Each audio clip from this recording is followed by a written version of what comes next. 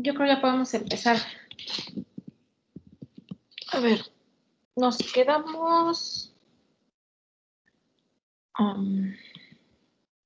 déjame ponerla completa.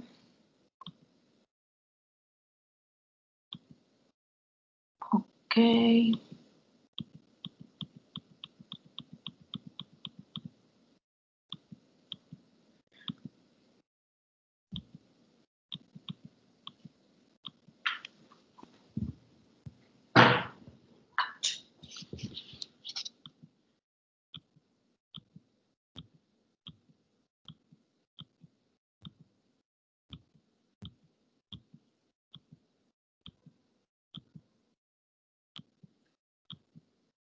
Aquí nos quedamos, ¿no?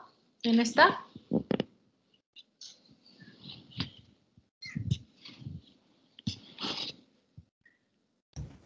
Sí. ¿Sí? ¿Sí, verdad? Ok. Dices, no me escuchan o qué pasó. Ok, entonces, ¿dudas de las membranopatías que vimos? ¿Alguna duda que alguien tenga?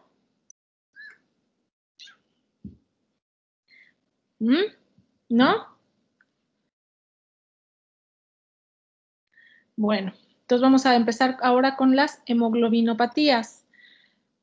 Las hemoglobinopatías, hay varias clasificaciones, esta es una de ellas, donde nos habla sobre la variación estructural de la molécula, es decir, las hemoglobinopatías propiamente dichas, la drepanocitosis, todos los tipos de hemoglobinas distintos a la A, y el segundo grupo es la producción insuficiente de una o más cadenas polipeptídicas de globina, que son las talasemias, ¿sí? Entonces, ahorita vamos a ver que hay otra clasificación. Aquí juntaron 171 pacientes con alguna hemoglobinopatía. ¿Cuál es la más frecuente? Talasemia. ¿Cuál talasemia? La beta. Talasemia beta. La beta. La beta, y de ellas es la heterocigota. ¿Qué significa heterocigota y homocigoto?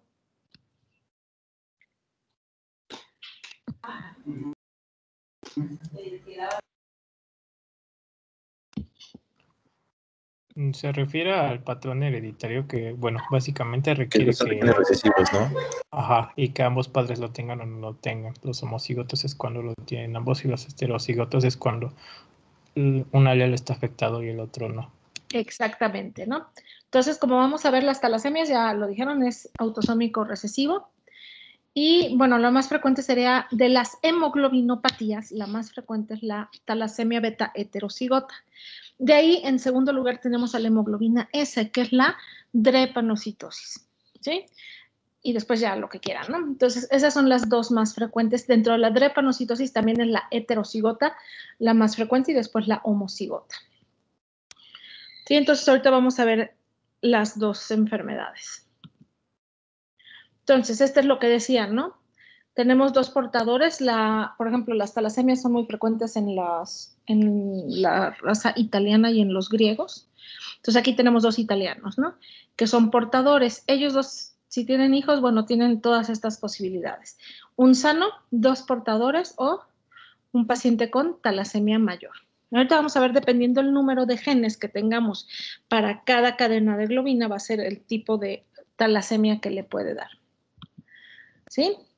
Esta es otra clasificación, esta es la clasificación funcional de las hemoglobinopatías y se dividen en agregantes o cristalizantes, que es la hemoglobina S, la drépano y la hemoglobina C, las hemoglobinopatías inestables, las metemoglobinas. ¿Qué le pasa a la metemoglobina? ¿Quién se acuerda?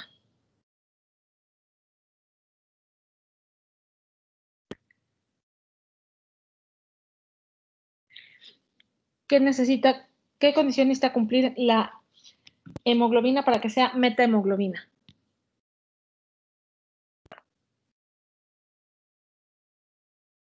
¿Nadie?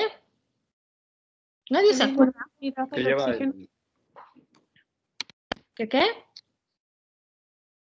Es que lleva el hierro en estado férrico, ¿no? Exactamente, el hierro está oxidado, ¿no? Entonces ya no puede... La coloración que nos dijo. Exactamente. Bueno, hay metemoglobinemías familiares. Son súper raras, pero sí existen. Y las hemoglobinopatías con alteraciones de afinidad por el oxígeno, que también son muy raras. Nosotros vamos a hablar sobre todo de las agregantes, que es la hemoglobina S y las talasemias, que ya vimos. Entonces, si tenemos una sospecha de un paciente, generalmente es desde la edad pediátrica, ¿sí? De una hemoglobinopatía, tenemos que hacer una citometría hemática en la que vamos a ver anemia. Si queremos el diagnóstico, tenemos que hacer una electroforesis de hemoglobina, ya sea en acetato de celulosa o en agar citrato, que es donde nos van a reportar cuánto de hemoglobina fetal tiene, cuánto de hemoglobina A, de hemoglobina A2. Si fuera una beta-talasemia mayor o homocigota, ¿qué hemoglobina no podría sintetizar? Porque no hay cadenas. Beta. La hemoglobina A. Exactamente. La A1. Entonces, en la hemoglobina A, que es cadenas que es con la beta, alfa y beta, entonces estas, al no haber genes para la cadena beta, no van a poder sintetizar nada de hemoglobina A, y es como se hace el diagnóstico, ¿no? Y acuérdense que es la más frecuente. La prueba de solubilidad es para ver sobre todo las inestables. Esta prueba, la inducción de drepanocitos, es una prueba muy interesante en la que ponen en un portaobjetos una gotita de sangre con una sustancia que consume el oxígeno, ahorita no me acuerdo del nombre, nunca me acuerdo, siempre se me olvida. Y le ponen un cubreobjetos y lo sellan. Entonces la sustancia se encarga de ir quitándole el oxígeno a los eritrocitos, de tal forma que al desoxigenarse los eritrocitos, o bueno, la hemoglobina, esta se cristaliza, ¿no? Y se empiezan a formar los drepanocitos. Normalmente después de sellada la muestra, la tomamos lectura al microscopio a la hora, a las 8 horas y a las 24 horas de haberlo cerrado, para ver si se forman o no se forman drepanocitos. La cuantificación de la hemoglobina fetal y de la hemoglobina A2 viene en la electroforesis de hemoglobina. Y bueno, las hemoglobinopatías inestables son diagnósticos de exclusión, así se piden exactamente.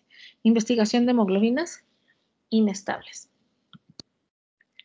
Entonces vamos a empezar con la drepanocitosis, si no hay alguna duda. ¿Tienen alguna duda? No, doctora, gracias. Ok, esta es la segunda en frecuencia, ¿no? La drepanocitosis. Es un padecimiento hereditario con un gen autosómico codominante que finalmente se comporta muy parecido a los recesivos. Aquí hay heterocigotos, es decir, pacientes que tienen tanto genes para hacer hemoglobina A y el de la hemoglobina S, o bien homocigotos. Los homocigotos van a ser los que tienen el cuadro más grave y tienen solamente hemoglobina S. Aquí en México es mucho más prevalente en el Golfo, y bueno, en las costas del Golfo y del Pacífico. Yo, cuando estuve en la raza, pues teníamos un paciente con drepanocitosis, entonces nos hacía una enfermedad acá bien rara. Y cuando llegué a Acapulco, ¿qué creen que pasó? Muchos. ¿Era muy común? Había un montón, exactamente. Yo decía, bueno, aquí, ¿qué onda con esto, no? Entonces, bueno, esto se ve sobre todo en pacientes que vienen de la raza negra. Y lo que sucede es que la hemoglobina S es el resultado de la sustitución de la base timina por adenina en el codón 6 del gen B de la globina. Eso hace que se sustituya el glutámico por valina, y pues ya valina, ¿no? Ya no se va a sintetizar hemoglobina S. ¿Qué pasa cuando si cambiamos una base por otra en el DNA? ¿La proteína que se sintetiza es la misma? Puede cambiar. Cambia, ¿no? Entonces aquí al sustituirse la base timina por adenina, cambia el aminoácido y eso hace que la proteína sea distinta, ¿no? En este caso no se va a sintetizar hemoglobina A, sino hemoglobina S. Si es un heterocigoto, va a tener de las dos, tanto A como S, pero si es un homocigoto, nada más va a tener hemoglobina S. Se piensa que esta mutación surgió para proteger a los pacientes o a las personas de la infección por el Plasmodium falciparum, es decir, a los pacientes con drepanocitosis no les da paludismo, pero ya no puede. También hay unas talasemias que también te protegen contra el paludismo, ¿no? Entonces, esto es muy frecuente en los pacientes que son descendientes de negros. En situaciones normales, la hemoglobina S oxigenada, cuando está el oxígeno a niveles normales, es soluble, está bien, ¿no? ¿Cuándo disminuye el oxígeno por cualquier situación? ¿En qué situación podría presentar alguien hipoxia?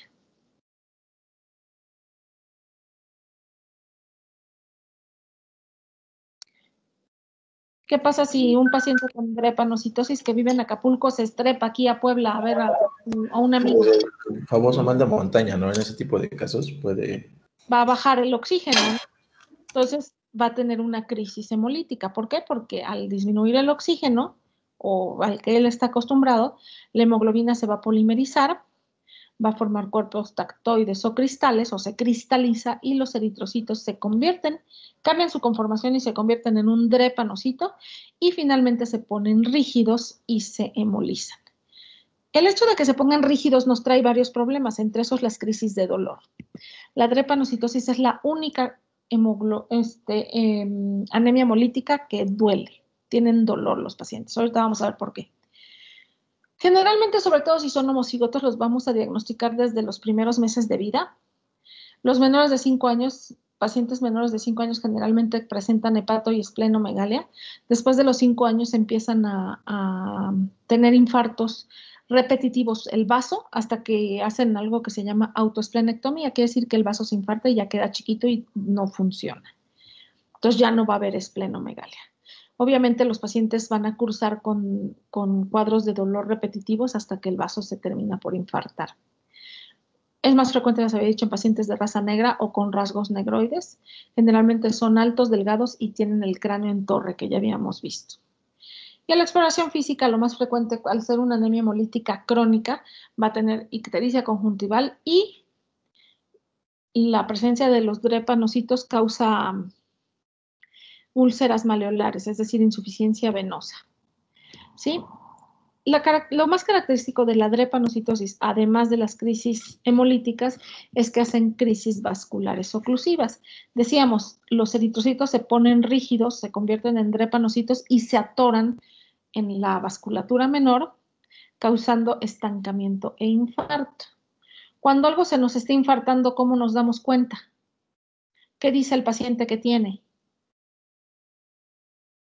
Dolor. Dolor, ¿no?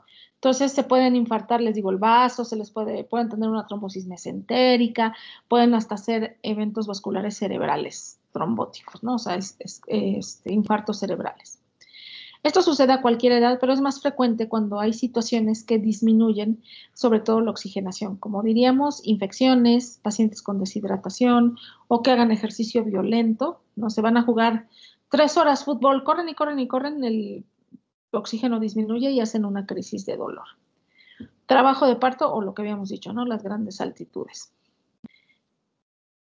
A esto muchos les llaman síndrome mano-pie, es decir, el paciente empieza, me duele la mano o me duele el pie, y es porque se está trombosando. Y esta misma trombosis, este mismo infarto, hace que hayan las úlceras maleolares que habíamos mencionado. Entonces, estos pacientes, el síntoma más, vamos a llamarle pivote, de la drepanocitosis sería, obviamente, además de la crisis hemolítica, el dolor. Ninguna otra duele. Vimos ya la esferocitosis, ¿esa duele? No. Pueden tener una esplenomegalia bastante severa y no tienen dolor. En la que duele es la drepanocitosis. ¿Sí? Como hacen asplenia o bueno, se les infarta el vaso, pueden tener mayor frecuencia de infecciones, sobre todo por microorganismos intracelulares o Streptococcus pneumoniae, las crisis vasculares que habíamos dicho, fiebre y dolor intenso.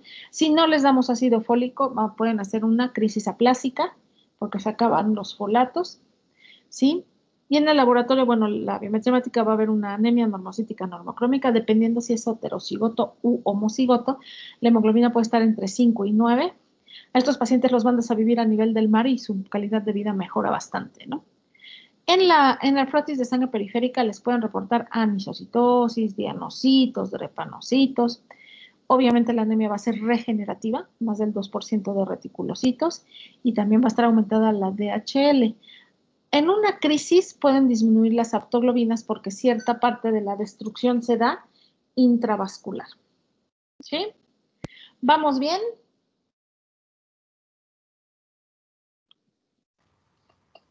Sí, doctora. Sí, doctora. Ok, el diagnóstico. Bueno, esta es una de las que se puede hacer el diagnóstico con una inducción de drepanocitos. Con eso sospechamos la enfermedad, pero la prueba, vamos a llamarle el estándar de oro, sigue siendo la electroforesis de hemoglobina, cualquiera de las dos, en acetato de celulosa o agarcitrato. Aquí les van a reportar hemoglobina S. Ojo, esta es una de las enfermedades en las que tenemos que tener cuidado de no realizar la electroforesis de hemoglobina después de haberlo transfundido. ¿Por qué? Porque ya van a salir bien la hemoglobina.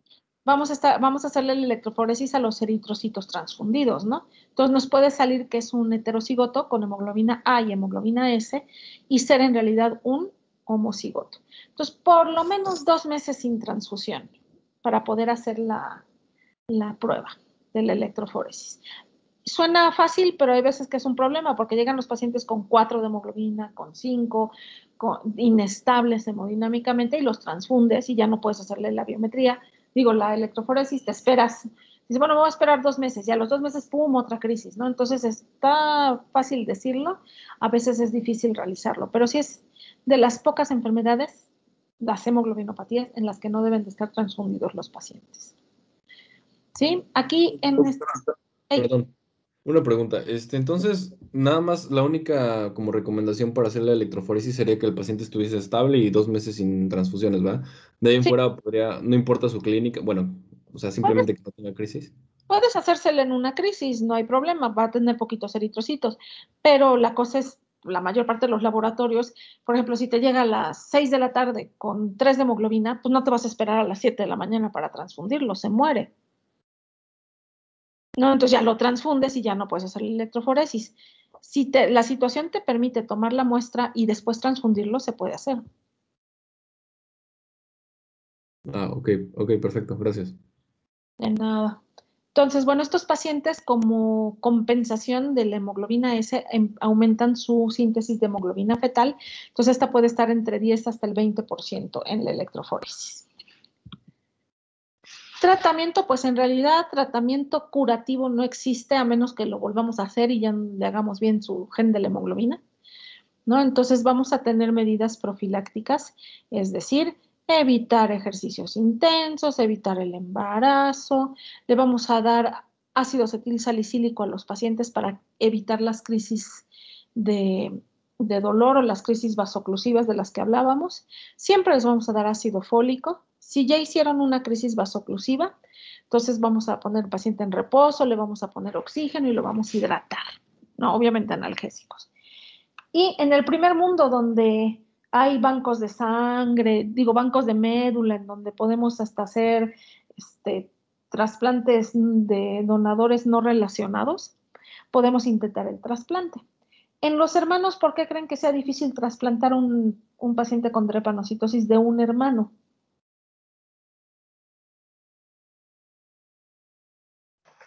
Porque también la va a Porque el hermano también tiene. Porque los hermanos también tienen drepanocitosis, ¿no? Entonces, lo difícil es sacar las células. En algunos lugares en Europa los están trasplantando muy pequeños, ¿no? Y los trasplantan, por ejemplo, de cordón. Pero todos esos trasplantes, pues, conllevan sus complicaciones, ¿no? Por eso es que no es...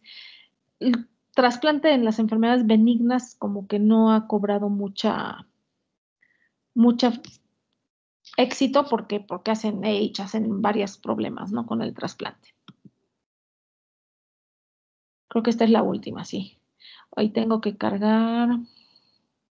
La otra no la cargué, la cargo. ¿Alguna duda mientras que hago todo esto? No, doctora, gracias. A ver, vamos a cargar la clase que sigue. Doctora, ¡Ey! y en el caso de que el paciente se transfundió y se espera el tiempo para que se realice la electroforesis, ¿hay algún tratamiento para estabilizarlo en ese tiempo que se espera o puede generar otra vez una crisis hemolítica? No, puede hacer otra crisis hemolítica. Lo que siempre les vamos a dar es ácido fólico, ácido acetilsalicílico para evitar las vasoclusivas y pues tratar de las medidas profilácticas, de no que no hagan ejercicio, que vivan a nivel del mar, tratar de que el oxígeno se mantenga en niveles normales para que no hagan crisis hemolítica.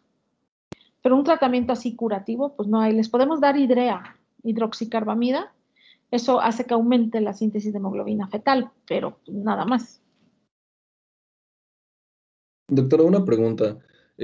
Bueno, si es un paciente que se controla mal, ¿hay como un límite de transfusiones? Digo, a lo mejor nada que ver, ¿va? Pero sí me da la duda de si tienes como algún límite para transfundir un paciente o no sé. Pues en realidad no es tanto que tengas un límite, o sea, el problema es que eventualmente los vas a sobrecargar de hierro. Entonces lo que hacemos es darles quelantes. O sea, les das lo que es el Deferacirox, que es el tomado. Había otro que se ponía subcutáneo, pero era una broncota. En realidad el que más se usa ahorita es el Exjade y los tratas de quelar. Pero sin esta transfusión por crisis hemolítica y una anemia descompensada, se transfunden las veces que sean necesarios. Ok, doctora, gracias. De nada, ya puse la otra. ¿Alguna otra duda que tengan? ¿Y no hay riesgo por politransfundirlos, doctora? Claro que hay riesgo, claro, te digo que se sobrecargan. Finalmente hacen hemosiderosis transfusional, pero si no los transfunden se mueren.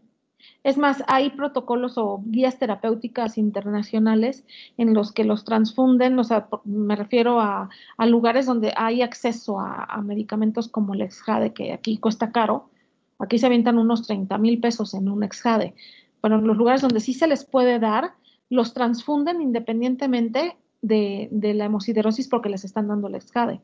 Entonces, la indicación es mantener siempre en estos pacientes la hemoglobina arriba de 10, porque evitas que no crezcan, evitas problemas óseos en cuanto a la expansión del tejido hematopoyético, evitas muchas cosas al tener siempre los pacientes con hemoglobina arriba de 10. Entonces les hacen un programa de transfusión, así, crónico, pero les dan el quelante de hierro, cosa que pues, aquí no tenemos un acceso así tan sencillo. No sé si me explique. Sí, doctora. Oiga, y yo también le quería preguntar, ¿qué pronóstico de vida tienen nuestros pacientes? Digamos que a un paciente pediátrico le diagnostican la talasemia, y ¿qué se le dice al paciente? Que su pronóstico de vida puede ser es muy malo, pero ¿cuánto tiene un promedio de estimado de vida? ¿Pueden vivir muchos años o puede que sea muy grave? Pueden vivir mucho, todo depende de si son heterocigotos o homocigotos, todo depende de la frecuencia transfusional y el acceso que tengas a los quelantes. Si tú tienes un acceso a los quelantes sin problema y puedes estar quelándolo y transfundiéndolo, pueden vivir normal, vaya, pueden vivir hasta los 60 años, vamos a decir. Pero si no tienes ninguno de estos, se mueren de hemosiderosis, hacen cirrosis hepática, cirrosis cardíaca, y finalmente lo que los mata es la hemosiderosis. Entonces, si eres pobre, pues tienes mal pronóstico. Sí. Ok. Sí, en pocas palabras, sí. El problema es la quelación, que por ejemplo nosotros la tenemos, pero tiene que tener más de 1000 de ferritina, tiene que tener ciertas características para que nos los autoricen. Y nos los van autorizando cada 6 meses. Si no tiene más de 1000 ferritina, no se los das. O sea, es problemático, pues, la hemosiderosis. Entonces, el medicamento que usted nos dijo, solo lo tienen disponible, ¿en qué hospital lo tienen disponible? Nada más como por conocer, ¿es Secretaría de Salud? Pues pues supongo que en los de tercer nivel, en Secretaría de Salud no creo, pero ISSSTE, el IMSS, en tercer nivel sí lo tenemos. Secretaría de Salud, la verdad no sé, nunca he trabajado en Secretaría de Salud, pero no creo. Eso es como tercer nivel, pero como siglo XXI, San José, cosas así. Pero ellos pagan sus medicamentos, ¿no? En salubridad. Ok, gracias, doctora. De nada. Doctora, Ey, y en el caso de los pacientes pediátricos, ¿hasta qué nivel de hemoglobina es recomendable transfundir? más que el nivel de hemoglobina es el estado clínico del paciente. Hay pacientes que, por ejemplo, en Acapulco yo tenía pacientes que vivían con 6 de hemoglobina, 7, pero no tenían datos de descompensación. Entonces no los transfundes a menos que se descompensen. Nosotros aquí en el tercer mundo las guías terapéuticas te dicen más de 10 de hemoglobina. Pero nosotros que no tenemos quelación, pues le vas viendo dependiendo del paciente. Ok. Gracias, doctora. De nada. Ok, entonces vamos a seguir ahora con la siguiente hemoglobinopatía, que son las talasemias. Ya habíamos dicho, la talasemia más frecuente o la hemoglobinopatía más frecuente es la beta-talasemia heterocigota y de ahí sigue la drepanocitosis, ¿no? Entonces, bueno, las talasemias es un grupo de anormalidades hereditarias de la hemoglobina que se va a caracterizar por la producción insuficiente o disminuida de una o más cadenas de globina. Le vamos a dar su nombre o vamos a llamarle su apellido, dependiendo de la cadena de globina cuya síntesis está reducida. Es decir, si no producen cadenas beta, entonces es beta-talasemia. Si no producen cadenas alfa, es alfa-talasemia. Y también hay combinadas, ¿no? O delta-talasemia, que sería la más rara. ¿Sí? Este es en cuanto a la talasemia alfa, la vamos a dividir en talasemia mayor, menor, intermedia o mínima. Ahorita vamos a ver otros nombres. Y todo esto va a depender de la gravedad de la sintomatología. ¿Sí? Las talasemias constituyen el trastorno genético más frecuente en cuanto a las hemoglobinopatías, estamos hablando. ¿Sí? El 3% de la población pueden ser portadores a genes de talasemia beta, portadores. ¿Sí? Es particularmente prevalente, como les había dicho, en los habitantes de Italia y Grecia. Entonces, por ejemplo, aquí tenemos una colonia de italianos, ¿no? Aquí en Puebla, ¿cuál es? Chipilo. Chipilo. Chipilo, ¿no? Ahí hay un montón de pacientes con talasemia. Yo tenía varios pacientes con talasemia y que son de Chipilo, ¿no? Porque es más frecuente en los italianos y en los griegos. Sí, entonces aquí tenemos a la alfa-talasemia. No hay producción de cadenas alfa, hay un exceso de cadenas beta y eso nos va a llevar a hemólisis, ¿sí? Seguimos hablando de la talasemia alfa. El genotipo normal es que nosotros heredemos dos genes para cadenas alfa de papá y 2 genes de cadenas alfa de mamá. Entonces quiere decir que tenemos 4 genes de cadenas alfa. Si solamente falta uno, a esto les vamos a llamar portadores silenciosos. Generalmente son pacientes que tienen un poquito de microcitosis, pero no tienen anemia. O sea, traen una anemia hemolítica compensada. ¿Por qué? Porque tienen 3 de los 4. Si faltan 2, ya sea que se casaron 2 portadores o bien alguno de los 2 papás no le heredó ningún gen de cadenas alfa, a eso se le llama talasemia alfa menor. Obviamente va a tener más síntomas, ahí sí ya va a tener anemia, aunque es leve, microcitosis. Si solo tiene uno, entonces es enfermedad por hemoglobina H. Y si le falta todos los genes, ¿eso será compatible con la vida? No. No. Para nada, ¿no? Esto es completamente incompatible con la vida y, bueno, se llama hidropesía fetal. Estos bebecitos nacen, si es que nacen, normalmente son abortos, pero si nacen, normalmente viven pocas horas y fallecen porque no es compatible con la vida. Entonces, la talasemia alfa menor o rasgo talasémico puede tener anemia leve, generalmente 11. Son los pacientes que se las pasan dándoles hierro. Es que tiene anemia microcítica hipocrómica y les dan y les dan y les dan hierro. ¿Por qué? Porque nunca hacen un cuadro muy florido de hemólisis, porque es una talasemia menor. Entonces va a haber leve microcitosis, va a haber hipocromía, hemoglobina levemente disminuida y dianocitos. Y la talasemia menor o rasgo talasémico, recuerden, me regreso un momento, que es cuando faltan 2 de los 4. Si faltan 3 de los 4, entonces ya se llama enfermedad por hemoglobina H. También le llaman talasemia alfa mayor, ¿sí? Aquí generalmente se diagnostican desde muy temprana edad, al año de edad. A estos iban a tener esplenomegalia, anemia microcítica hipocrómica, más o menos entre 9 y 12, y reticulocitosis, es decir, es una anemia regenerativa. Y finalmente, bueno, la hidropesía fetal es mortal, es cuando no tienen ninguno de los cromogenes para la globina, la cadena de globina alfa. Los recién nacidos generalmente viven pocas horas. Hagan de cuenta que se quedan haciendo las hemoglobinas embrionarias, Gower 1, Gower 2. Eso hace que el transporte de oxígeno sea malo. Son neonatos pequeños, edematosos, con ascitis y distensión abdominal. finalmente fallecen, ¿no? Viven pocas horas. Si hablamos de la talasemia beta en realidad solo tenemos 2 genes. Hay un rasgo talasémico beta en el que sí están los 2 genes, pero uno de ellos no está funcionando, es un problema cualitativo.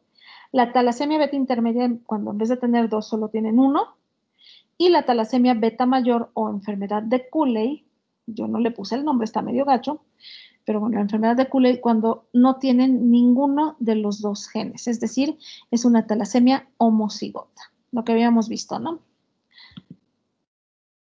¿Vamos bien? Si voy muy rápido me dicen. ¿Podría repetir lo anterior?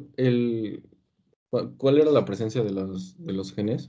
Me perdí un poco. En la talasemia beta intermedia que le llaman es heterocigota, es decir, de los 2 no tienen 1, solamente tienen, porque en la en los genes beta, de la cadena beta, solamente tenemos 2, a diferencia de los alfa que tenemos 4. El rasgo talasémico beta, generalmente asintomático, este es más bien un problema cualitativo. El segundo, aquí sí no tienen uno de los genes, es decir, papá o mamá no les heredó. Y en la talasemia beta mayor o enfermedad de Cooley, aquí no van a tener ninguno. Ahí sí no hacen nada de cadenas beta. ¿Sí? Ah, perfecto. Ya, gracias, doctora. Entonces, esos son los homocigotos. Sí, y aquí tengo la talasemia, era alfa y beta, pero le cambié el color a la gráfica y no me di cuenta que cambió las letras. Entonces, aquí, ¿por qué lo estoy comparando con la deficiencia de hierro en esta tabla? Porque es el tipo de anemia que va a dar, que es microhipo, ¿no? Exactamente. Acuérdense que la talasemia es uno de los diagnósticos diferenciales de la deficiencia de hierro porque las 2 son microcíticas hipocrómicas. Entonces, en las talasemias, el RDW va a ser normal, en la deficiencia de hierro va a estar elevado. Es decir, va a haber anisocitosis. La ferritina va a estar normal o elevada en las talasemias y obviamente en la deficiencia de hierro va a estar disminuida. Igual que, bueno, todo el perfil de hierro en la deficiencia de hierro va a estar disminuido y en las talasemias normal, lo que es la saturación, todo eso, la protoporfirina. En la talasemia alfa, la que es compatible con la vida, ya sea la enfermedad por hemoglobina H o la talasemia menor, van a tener hemoglobina A2 porque tienen poquitas cadenas alfa. En la talasemia beta, normalmente la hemoglobina A2 va a estar elevada o normal, y bueno, en la deficiencia de hierro va a estar normal. ¿Sí? ¿Dudas hasta aquí? Entonces aquí tenemos, ¿no? Es un paciente que no tiene genes para hacer cadenas beta, por lo tanto no va a producir cadenas beta, va a haber un exceso de cadenas alfa. Es decir, en vez de formarse 2 y 2, se forman tetrámeros de cadenas alfa, o sea, 4 cadenas alfa. Esto va a hacer que la hemoglobina se precipite y que los pacientes tengan hemólisis tanto en sangre periférica como en la médula ósea. Va a haber aborto intramedular, lo cual me libera mucha hemoglobina y va a llevar a que los pacientes tengan ictericia. La hemólisis periférica me lleva a esplenomegalia y el aborto intramedular me lleva a eritropoyesis ineficaz y las dos me van a producir anemia en el paciente. ¿Sí? Las cadenas, como no hay cadenas beta, entonces se hacen cadenas gamma y se empieza a producir mayor cantidad de hemoglobina fetal. Esta también, las talasemias van a tener un aumento en la hemoglobina fetal, la cual es una mala transportadora de oxígeno porque lo agarra y ya no lo suelta, tiene mucha afinidad, lo cual me va a llevar a hipoxia tisular y aumento de la eritropoyetina. Entonces, si yo le hago a un aspirado de médula ósea a un paciente con talasemia, lo que voy a ver es hiperplasia eritroide. ¿Dudas hasta aquí? No, doctora. Ok, entonces por eso... Yo tengo una pregunta. ¿También van a tener poliglobulia? No. No, porque los ¿No? eritrocitos se están rompiendo. Ah, ok, cierto. Gracias. No, van a tener anemia. ¿Alguna otra pregunta que tengan? El aumento, ya entendí tu pregunta de la poliglobulia, por el aumento de la eritropoyetina, pero es un aumento que no es funcional, porque los eritrocitos se siguen rompiendo. Todos están mal hechos. ¿Sí? Ok, muchas gracias. No, de nada. ¿Alguna otra pregunta que tengan? Aquí siempre me doy cuenta cuando doy esta clase que no puse el tratamiento. ¿Cuál sería el tratamiento de la talasemia beta? ¿Qué se les ocurre? ¿Qué es lo primero que le tendrían que dar?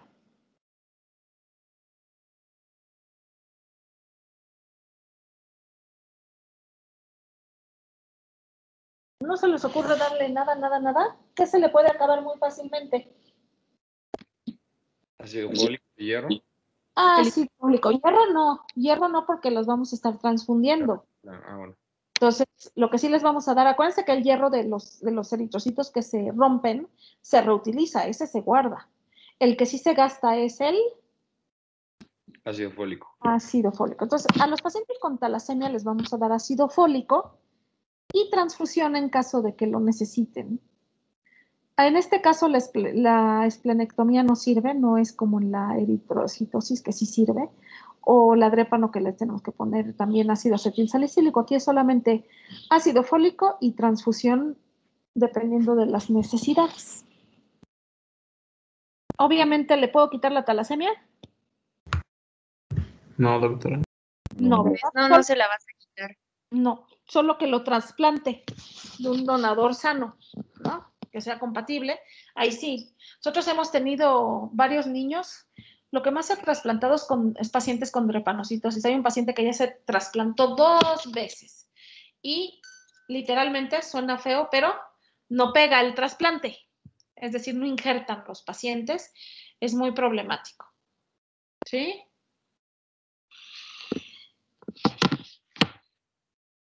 Entonces, ahí dejamos en paz las hemoglobinopatías. Les pregunto yo, ¿cómo se diagnostica una hemoglobinopatía? Electroforesis. Oh, perfecto. ¿Cómo se diagnostican una esferocitosis? Frotis de sangre periférica. No, ese te puede dar la sospecha, pero los esferocitos no solamente hay en la esferocitosis, hay en otras enfermedades. ¿Con qué prueba diagnosticamos la esferocitosis? La de fragilidad positiva, es osmótica, perdón. La prueba de fragilidad osmótica. Muy bien. Entonces vamos con el tercer grupo. Ya vimos las membranopatías, ya vimos las hemoglobinopatías. Vamos con el tercer grupo de las anemias hemolíticas hereditarias, que serían las enzimopatías o alteraciones en las enzimas o en el sistema enzimático, vamos a decir, del eritrocito. Entonces, el diagnóstico de las enzimopatías es un diagnóstico de exclusión. ¿A qué me refiero con esto?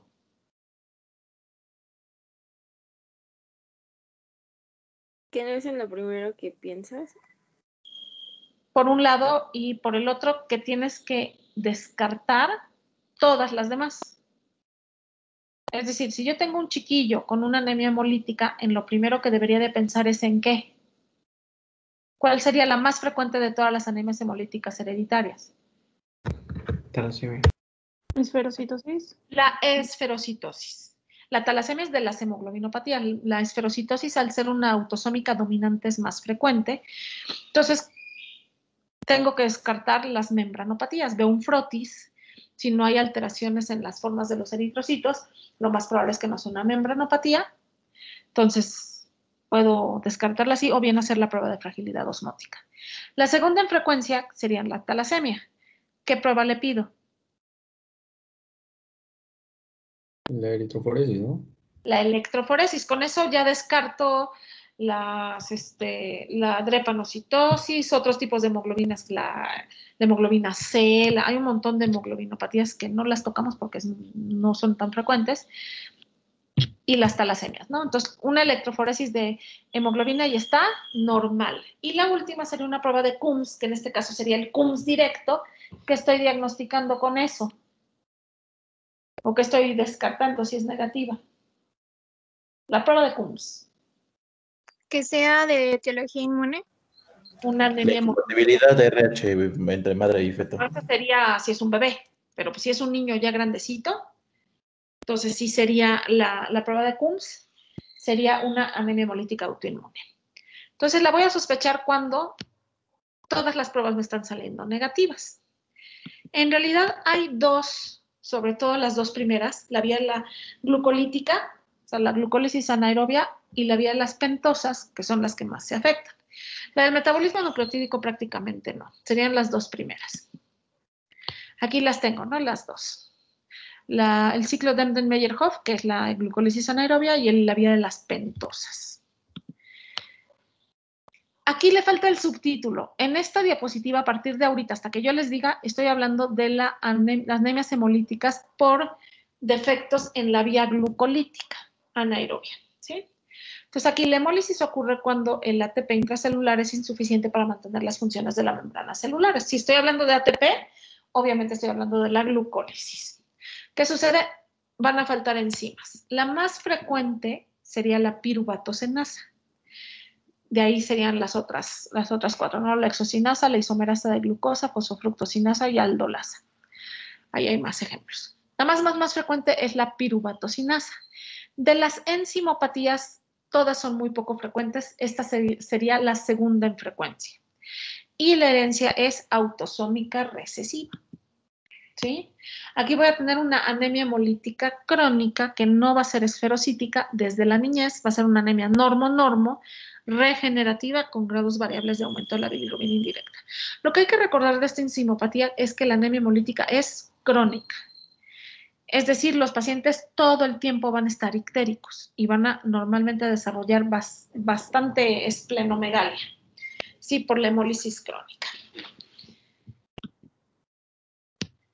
Ahorita hablamos del tratamiento, que pues es lo mismo ácido fólico, ¿no? Con dudas de la glucolítica, ¿cuál es la más frecuente, dijimos?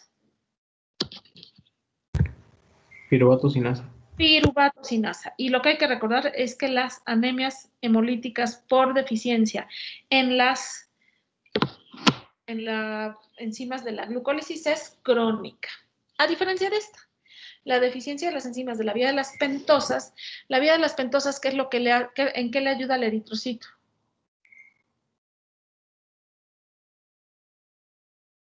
¿Para qué le sirve al eritrocito la vía de las pentosas? ¿Quién se acuerda? Empieza con A.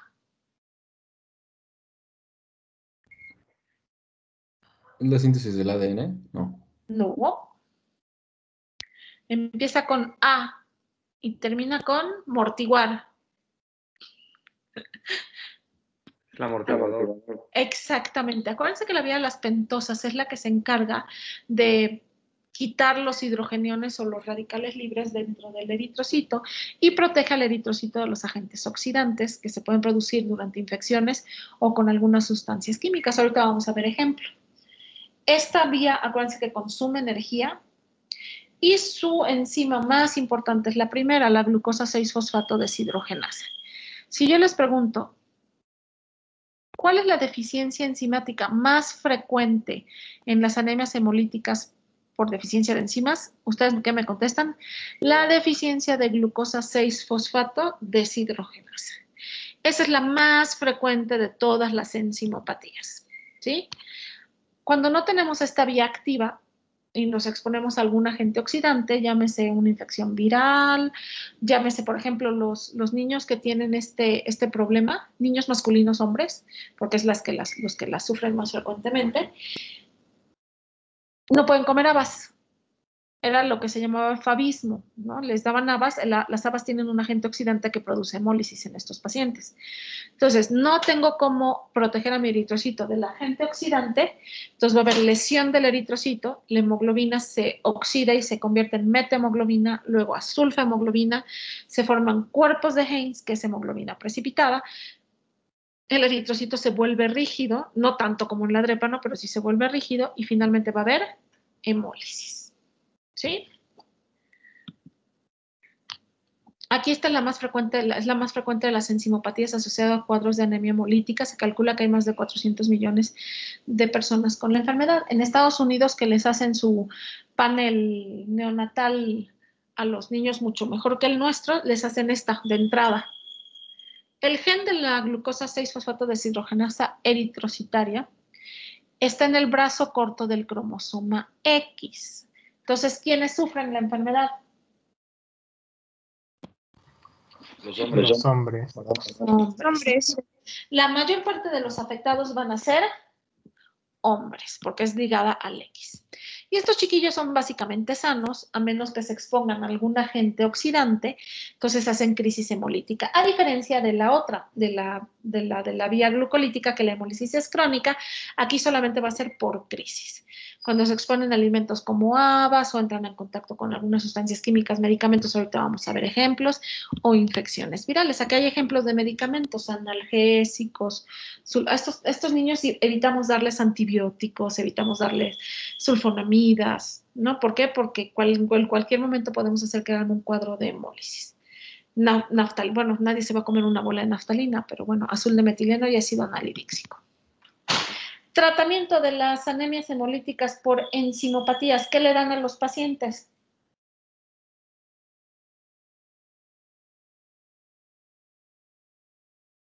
Lo mismo que le damos a todas las anemias hemolíticas. Ácido fólico. Ácido fólico. Ácido fólico y luego viriguo, ¿no? Entonces ya dejamos las anemias hemolíticas hereditarias. ¿Tienen alguna duda? Doctora, Hey, en el caso de que se tenga la sospecha, por ejemplo, en un paciente pediátrico, que primero sea por una anemia ferropénica y ya se le dio tratamiento y sigue sin corregirse, ¿ahí cuándo se tendría que sospechar que sea por talasemias? ¿cuál se tendría que sospechar que qué? ¿Cuándo se tendría que sospechar que se trata de una talasemia? Una, si la anemia no es regenerativa. Si es regenerativa, entonces tienes que sospechar más en una talasemia. Dos, si se ponen ictéricos, vas en una crisis hemolítica. Y cuando son rasgos y la anemia persiste, a pesar del, o sea, la microcitosis persiste a pesar del tratamiento, lo que podrías hacer es o la electroforesis o un perfil de hierro. Un perfil de hierro vas a ver que la ferritina está normal o hasta aumentada en la talasemia y en la anemia ferropénica va a estar disminuida, la ferritina. Ok, gracias. De nada. ¿Alguna otra pregunta que tengan?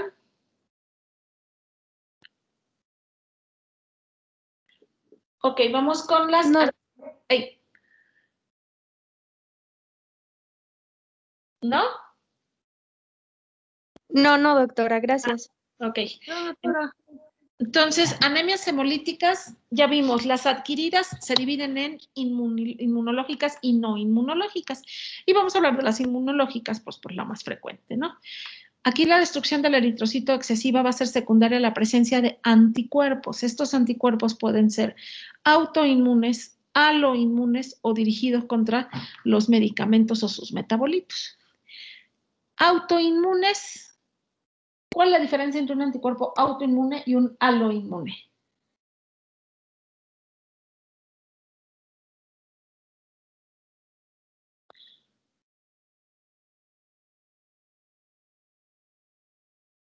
¿Nadie? Nos quedan como 7 Que el minutos. autoinmune lo va a estar generando la misma persona y el autoinmune va a ser pues de la misma especie, en este caso hablando del ser humano, por ejemplo, de la madre con el feto, pero que van a ser dirigidos contra antígenos diferentes. El mejor ejemplo del aloinmune sería la incompatibilidad al RH. ¿No? Ahí el anticuerpo lo está formando la madre y destruye los eritrocitos del bebé. Otro ejemplo del aloinmune es cuando se forman anticuerpos contra antígenos irregulares de los eritrocitos en las pacientes que se transfunden mucho. ¿No? Aquí empezamos con la anemia hemolítica autoinmune. Son anticuerpos autoinmunes que lo vamos a dividir en primaria y secundaria. El primario es cuando no existe otra enfermedad subyacente y secundaria es cuando la anemia hemolítica es asociada a un lupus o a un linfoma o alguna enfermedad autoinmune. ¿Sí? Entonces ya no decimos primario, decimos secundario. ¿Sí? Aquí va a haber anemia, obviamente sin evidencia de sangrados, con reticulocitosis, o es decir, la anemia va a ser regenerativa, vamos a tener aumento de la DHL, disminución de la aptoglobina y aumento de la bilirrubina indirecta. La mayor parte de las anemias hemolíticas autoinmunes se van a diagnosticar con un CUMS directo. ¿Cuál es la diferencia entre el CUMS directo y el indirecto?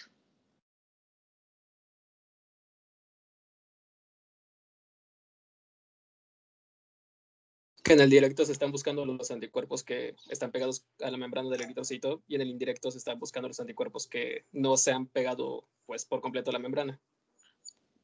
Sí, o dicho de otra forma, es que el directo tenemos los anticuerpos en la membrana, como dijiste, y el indirecto son anticuerpos en el plasma. Es decir, a la mamá RH negativo le voy a hacer un CUMS indirecto para ver si tiene anticuerpos en su plasma contra el RH. Y al bebé le voy a hacer un CUMS directo.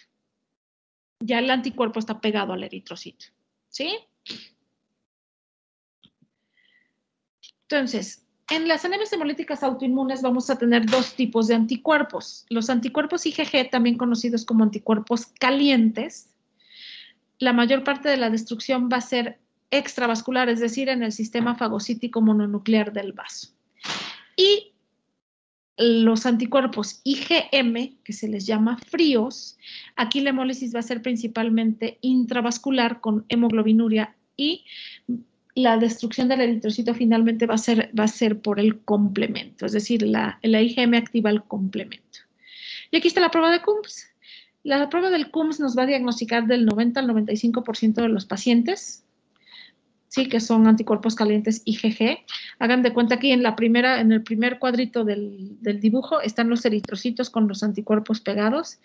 El suero de CUMS es un anticuerpo que va a hacer que los eritrocitos que tienen anticuerpos se aglutinen o se junten. Entonces, primero lo que hace es se lavan los eritrocitos. Suena así chistoso, pero sí literalmente. Los centrifugan, le tiran el plasma, le ponen solución salina, los vuelven a centrifugar, tiran esa solución y así varias veces hasta que están, vamos a llamarles lavados, o sea, solamente quedan los eritrocitos solitos suspendidos en la solución salina y ya se le pone el suero de CUMS. Entonces, los vuelven a centrifugar ya con el suero de CUMS y normalmente el botoncito que se forma abajo, si la prueba es positiva, se va a fragmentar en pedazos o bien no se deshace o se ven como granitos dependiendo de qué tan fuerte esté el anticuerpo. ¿Sí? El problema es con los anticuerpos fríos, porque estos no se ven tan fácilmente y luego están los bifásicos, que son los más difíciles de diagnosticar porque hay que meter a la sangre al refri para que se active el anticuerpo, y luego calentarla a baño María a 37 y correr la prueba con la sangre a 37 grados. Y así es como ya sale positiva la prueba, ¿no? Y son los anticuerpos bifásicos que son los menos frecuentes. Entonces, hagan de cuenta, me regreso un momento, qué es lo que sucede, que ve el eritrocito ahí felizmente por la vida caminando en los vasos y empuja un linfocito B. Los linfocitos B son muy enojones, entonces el linfocito B dice, este desgraciado ya me empujó. ¿Qué va a formar? ¿Qué hacen los linfocitos B? Memoria. Secretan anticuerpos. Anticuerpos. Entonces, generalmente los anticuerpos que se forman en las anemias hemolíticas autoinmunes van dirigidos contra el RH, porque es un antígeno muy complejo y muy grande. Entonces, el linfocito B hace un anticuerpo contra el eritrocito se le pega el anticuerpo y al pasar por el vaso, en el vaso vive el mejor amigo del eritrocito, que es el macrófago capta al eritrocito, lo fagocita, lo destruye y procesa más antígenos y se los presenta a más linfocitos. De esa forma se hace la expansión de la respuesta inmune y finalmente los pacientes hacen una anemia hemolítica que hacen una crisis hemolítica muy, muy intensa. ¿Sí me explico más o menos lo que sucede? No sabemos por qué el linfocito B hace anticuerpos contra los eritrocitos. Eso de que lo empujó es broma, ¿no? En realidad se cree que es inmunidad cruzada. Alguna infección bacteriana o viral se parece al antígeno del eritrocito y se hace la inmunidad cruzada. Otra forma de diagnosticar, además del CUMS, está el ELISA, o bien por citometría de flujo, nada más que son muy caras, y el CUMS cuesta 3 pesos, y nos diagnostica el 95% de las anemias hemolíticas. Entonces, tratamiento. ¿Vamos bien? Aguántenme, nada más ya son como 5 diapositivas. Sí, doctora. Entonces, tratamiento para los pacientes con anticuerpos calientes, es decir, lo más frecuente, el 90% de los pacientes, el tratamiento de primera elección va a ser corticosteroides o como yo le digo, los asteroides. La prednisona generalmente es la que ocupamos, pero se puede ocupar dexa, hidrocortisona, metilprednisolona, cualquier esteroide. ¿Sí? Me va a reducir la producción del anticuerpo, me va a disminuir la unión del anticuerpo al eritrocito y va a haber una menor captación por el sistema fagocítico mononuclear. Ese es el tratamiento de primera elección. Si yo les pregunto, ¿tratamiento de primera elección en la anemia hemolítica autoinmune? Me van a contestar los esteroides, ¿sí?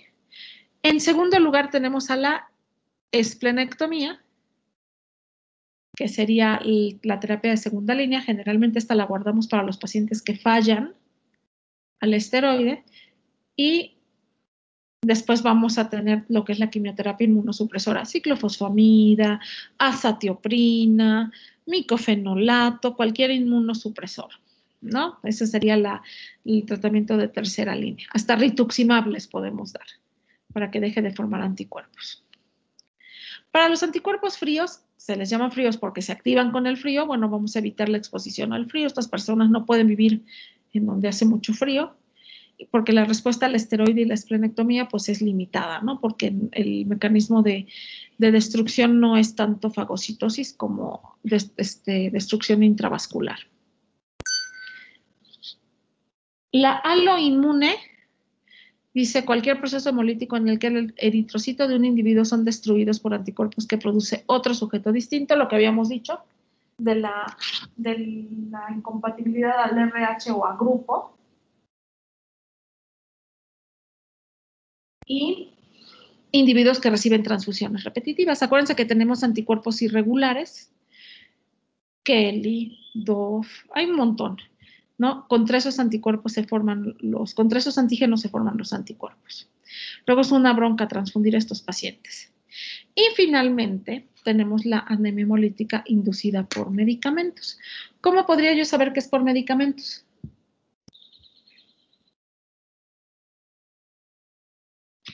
¿Cómo se les ocurre? Por la historia clínica.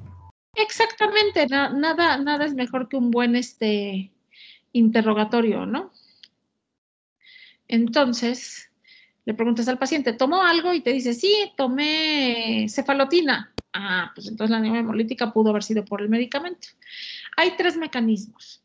El primero es que el anticuerpo se forma contra el fármaco o el metabolito del fármaco que se absorbe directamente o que se deposita a la membrana del eritrocito. Es decir, nos tomamos cefalotina, la cefalotina se absorbe a nuestros eritrocitos y esos eritrocitos son los que se destruyen, se forma un anticuerpo contra el fármaco. ¿Sí? Entonces, en estos casos, ¿qué es lo que tengo que hacer? ¿Le vamos a volver a dar cefalotina? No. Pues simplemente no le va a dar ese medicamento. Exactamente, tenemos que evitar a toda costa la exposición al medicamento.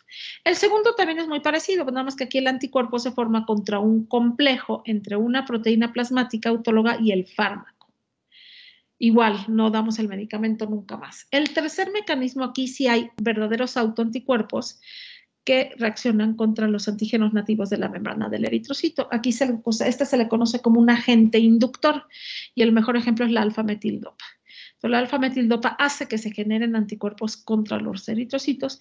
Esta tercera sí hay que tratarla como una anemia hemolítica autoinmune verdadera porque sí hay autoanticuerpos. Creo que esta es la última. ¿Dudas o preguntas que tengan?